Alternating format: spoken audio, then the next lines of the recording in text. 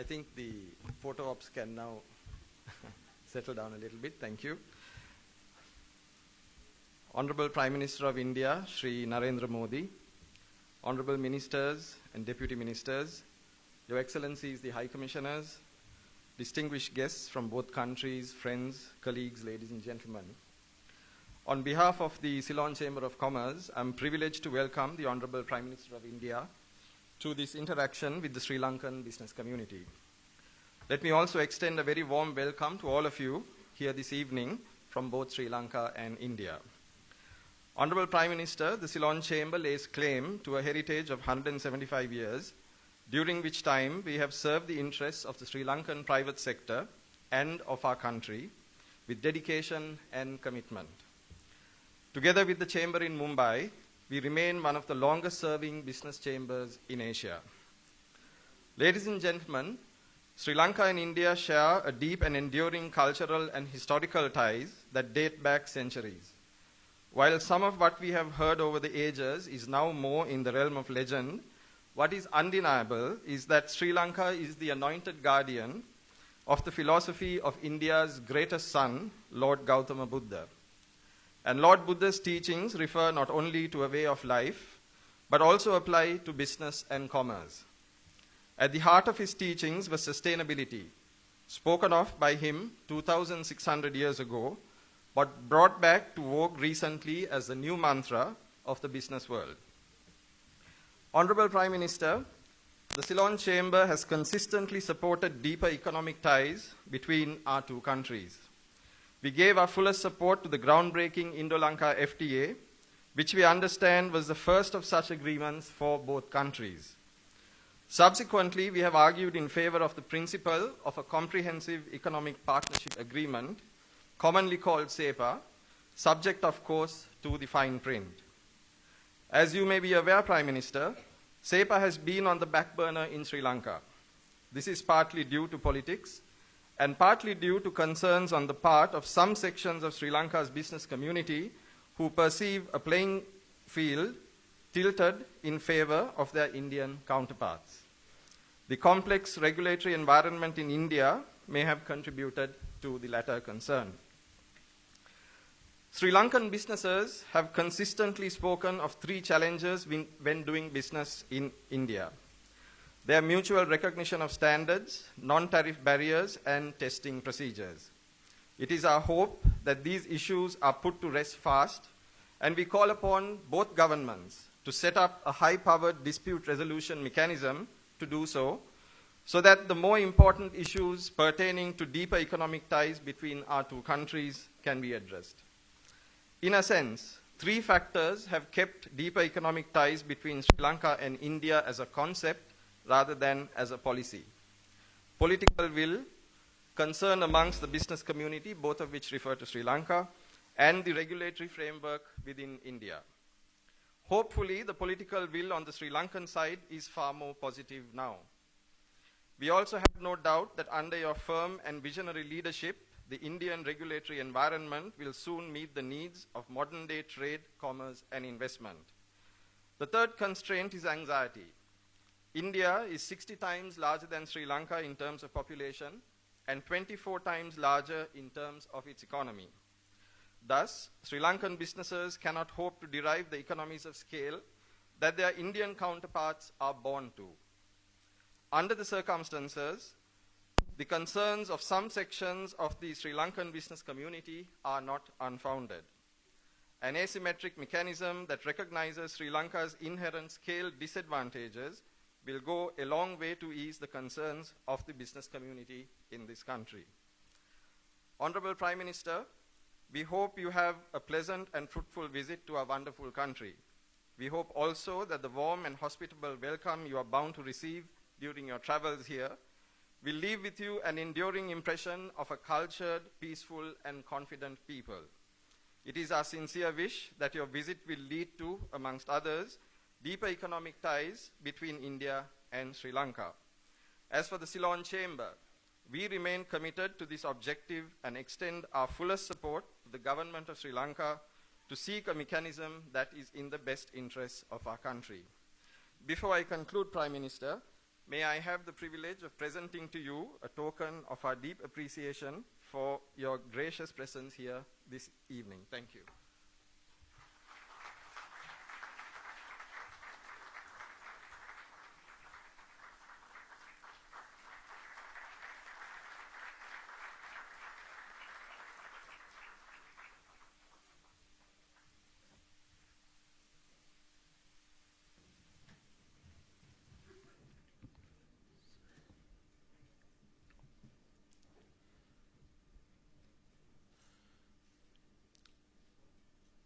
Honorable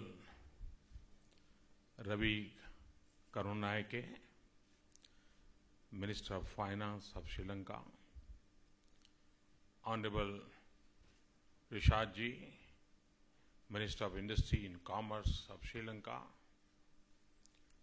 Mr. Suresh Shah, Chairman of the Ceylon Chamber of Commerce, business representatives from India and Sri Lanka, distinguished guests, I'm delighted to be here at the Ceylon Chamber of Commerce. Thank you for coming here in such a large numbers. It is a real honor to visit Sri Lanka. Over the course of these 2 days, I'll meet people from all walks of life. For me, this is one of the most important meetings in Sri Lanka. This is because no matter how old and strong the relationship is, economic cooperation is often the locomotive that gives it momentum. It is also important because for all of us in our region, the most important priority is transforming the lives of our people. Our path will be determined by our economic choices and the quality of governance. But business enterprises will remain critical for our success. I often say that a nation's fortunes are linked to its neighborhood.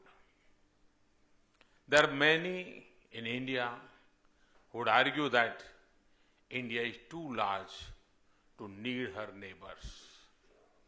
There are many in our region who worry that India's economic size will hurt them. I disagree with both views. For one, we all need a stable and peaceful neighborhood to concentrate on national development.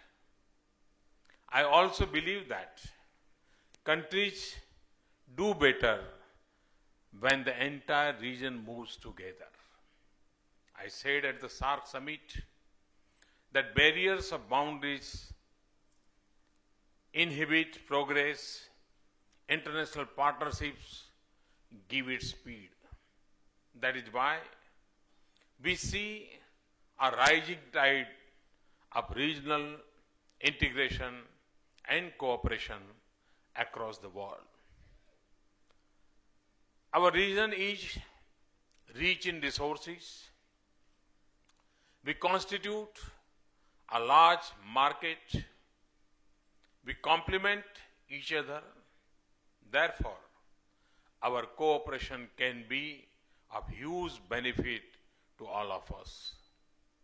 There are already powerful examples in South Asia that shows us that differences in size is no constraint to beneficial partnership if we use our strengths and size our opportunities.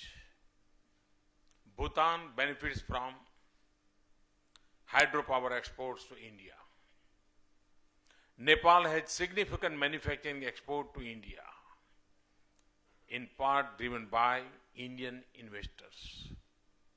Infrastructure energy supply, traditional handicrafts, modern manufacturing, tourism, and services, there are no limits to our possibilities. I hardly need to tell this informed audience about the transformation unleashed in India over the past 10 months.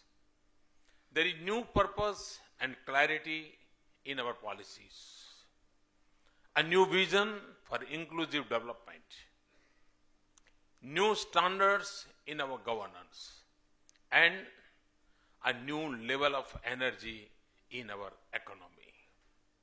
Last quarter, India was the fastest growing global economy.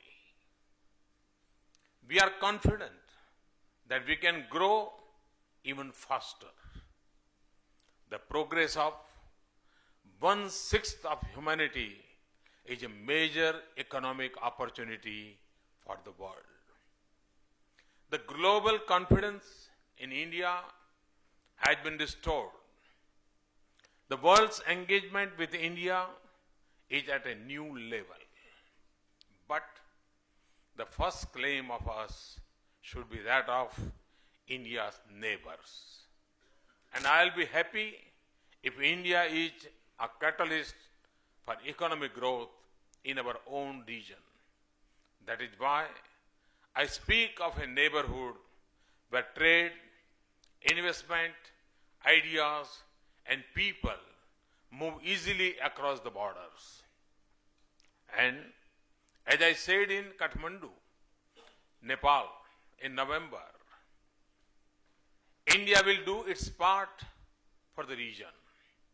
We will work to integrate our markets more. We will make trade smoother and possible through the most direct routes. We will invest in regional connectivity, and we will share our capabilities in science and technology with South Asia, from advanced medicines to disaster management or space science. As a friend and a neighbor, we attach the highest importance to Sri Lanka's economic progress. Sri Lanka is a nation of many achievements and great strengths. It has education, skills, and enterprise. It has an excellent location, and it has won peace now. Sri Lankan business have shown that they can compete with the best in the world.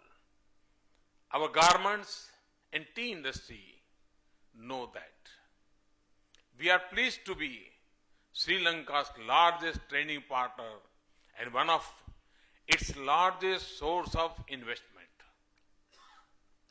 Our free trade agreement in 2000 was a pioneering initiative in the region. It has given a big boost to our trade. Sri Lanka's export to India have grown 16 times. Yes, 16 times. Since then, this is impressive by any standards. I know there are concerns here about the huge trade imbalance. I'm prepared to work with you to address them. I want balanced growth in trade. We will try to make it easier and smoother for you to access the Indian market. That is part of my philosophy of ease of doing business in India. Our agreement on customs cooperation is a step in that direction. India is opening up to the world. We offer duty-free access to least developed countries, including in South Asia. And India has free trade agreements with ASEAN and others. We should ensure that Sri Lanka does not fall behind in it, the changing and competitive world. That is why India and Sri Lanka should move boldly to conclude a comprehensive economic partnership agreement. It should also attract investments from India for exports to India. That should be the natural outcome of our proximity in your strengths. Indian investments can also upgrade and expand your infrastructure. It is also natural that Indian investors are more likely to invest here because of familiarity and proximity. There are already here, and I know that there are many large commitments in the pipeline. They are looking for your support. During this visit, I am pleased with progress on Samapur thermal power project and the Trincomalee oil farm.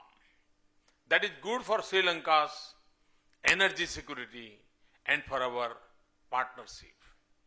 Sustainable development of the ocean economy can be a huge area of cooperation.